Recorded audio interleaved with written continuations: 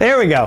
Hey, we're back here on White Mountains today, and joining us in the studio, it's the ever-popular Clare Long. Claire, how are you today? I am fine, the ever-popular Rob Clark. That's right, and I'm not singing today. No, come on, you did Don't great. stop. No, but I'm on the wrong key. Believe it. Hey, you know what? Here's my segue. You ready?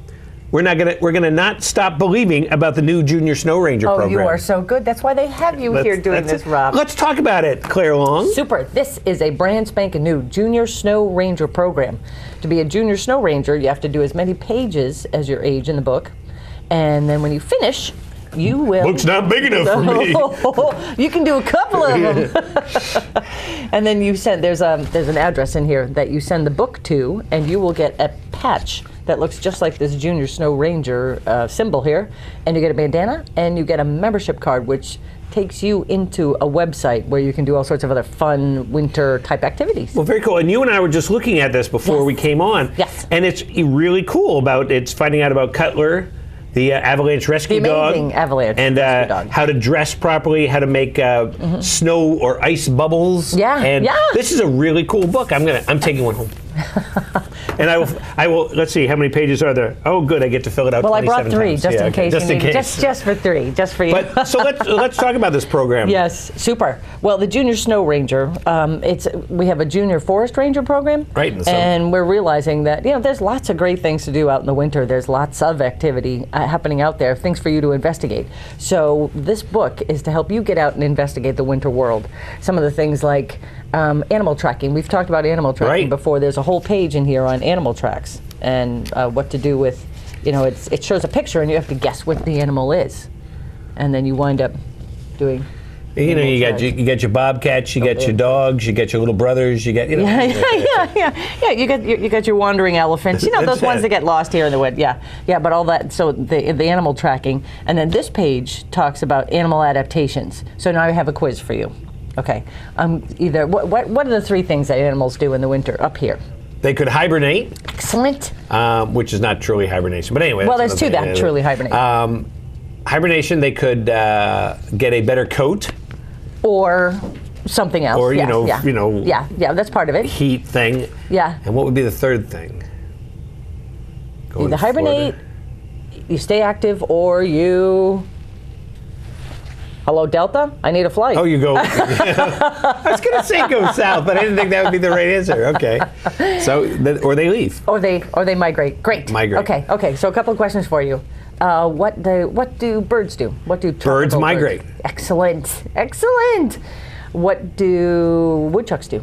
Woodchucks hibernate. Absolutely, and they're one of the two true hibernators. They are. They make their body temperature go down to. They can drop their body temperature to 38 degrees Fahrenheit.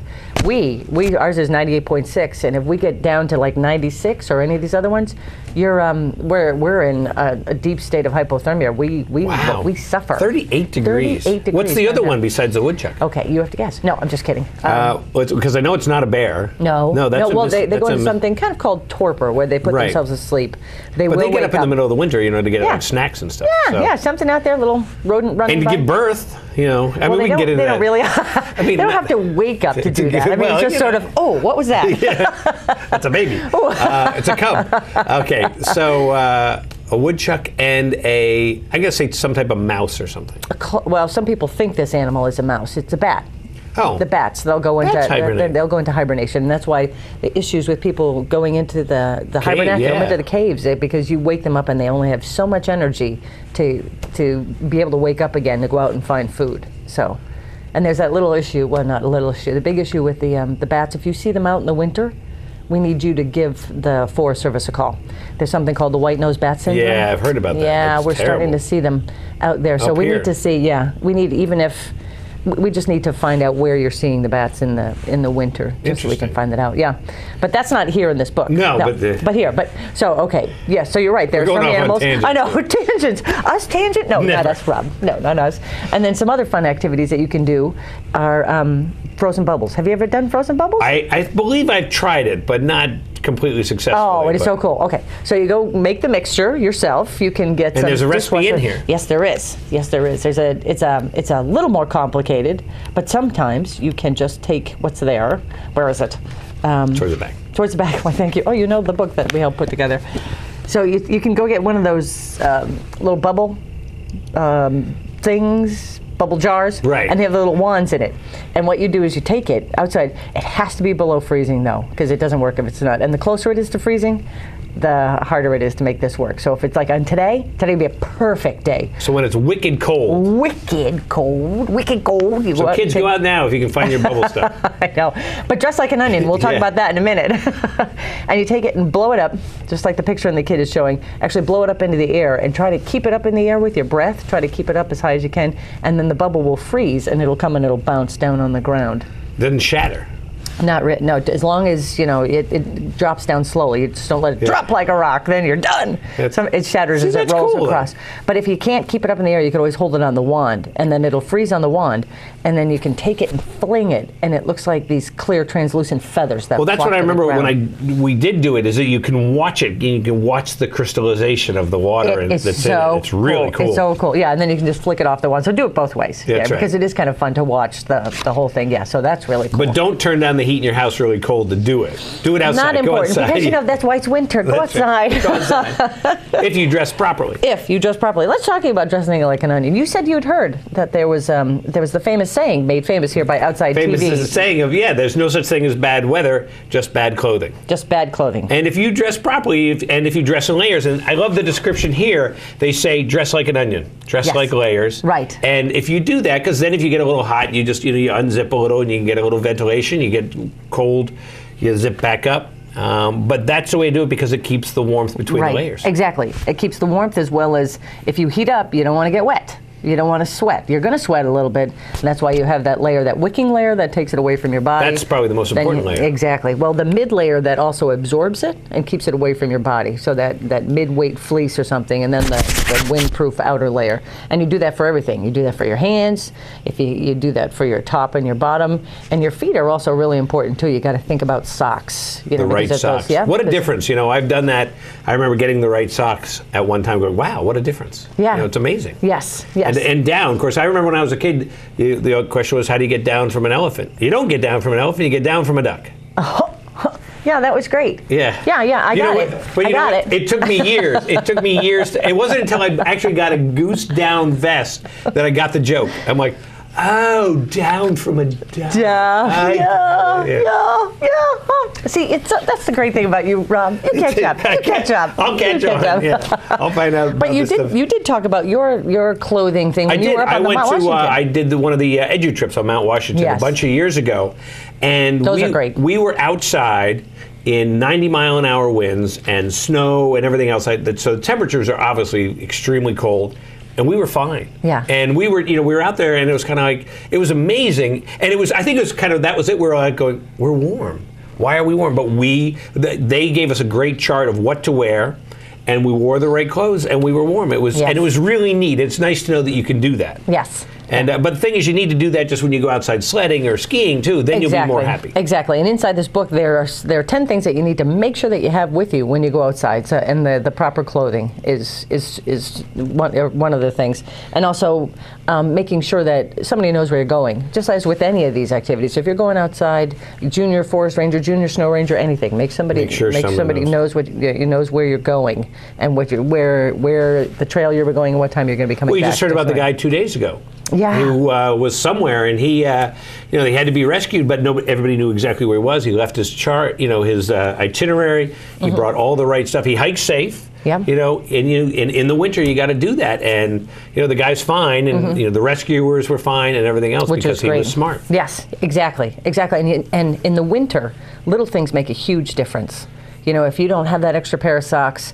Don't think about doing the big long trek up to the top of Washington. Go out and enjoy, because little things like that can really cause a difference. Right. Plus, also the weather is a lot more extreme. We are tropical animals. We aren't built for winter. We're not built for speed. The need for speed. Yeah. But other things to make sure that you have. If you're out walking around, snowshoes are a great tool. But know how to use them.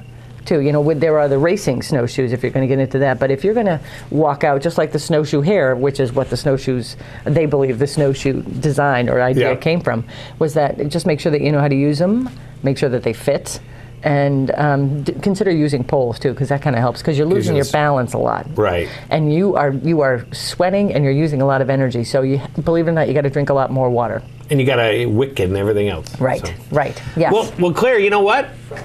What? How do I find out more? How do I find out more information? How do I do more? You can go to any of your local friendly Forest Service ranger stations there, and you can pick up one of these books. Or you could go to the website at, it rolls right off the tongue, www.fs.fed.us/R9/white. Doesn't that just roll right off your tongue? It's just, you know, I'm going to get that as a license plate, I think, so I can remember that. But you can go there. Or you could just Google National Forest or something like that. It would probably be easier. You know what? Google Junior Snow Ranger. That's right. Yeah, U.S. Forest Service Junior Snow Ranger program. Well, that's great. Get that. And now, do you have any programs coming up that you're doing down there? Not so much myself, but what we're trying to do is help the public understand a little bit more about what happens in the winter in the forest management practice. So there are several areas coming up in the winter where we'll be taking people out to timber sales, so they can actually see loggers and the forest management and go understand what's happening there. Why are we doing this, and what's going to be the positive effects in the long term on the forests and for the future. So that's cool. Those things are coming up. These actually Friday. There's more coming Friday. But wait, there's more. Friday at Loon Mountain, Great Glen Trails, Waterville Valley, and Bretton Woods will have a national rollout of the Junior Snow Ranger program. So we will have rangers at all of these ski areas, and you'll be able to go and do this activity, or do all these activities, and you'll get all the swag that comes with it. And that's coming up next Friday. This Friday, yep, the 10th. Awesome. Friday the 10th at any of those places, yes. Awesome. And any of the rangers, if you wanted to have for your scout groups or for your schools or whatever, if you wanted a ranger to come out, you just call the local ranger station and we can come out and do this activity book with you. That's great. So it's a lot of fun. A lot of fun. Well, Clare Long, as always, thanks so much for coming in and not making me sing this time. And so definitely check that out at the website. You're going to have to rewind the DVR to find out that website. And www.fs.fed.us/R9/white. And I'm sure we'll be talking with you soon. Yes. And have a good one. Thank you. You too. And we'll be back here in a minute on White Mountain Today. Let's sing out. Come on. Don't stop. No, go ahead. No, you do it. Do it. You had the right. You had the right key. Turn me off. We'll get you into Capo sooner or later. You know it.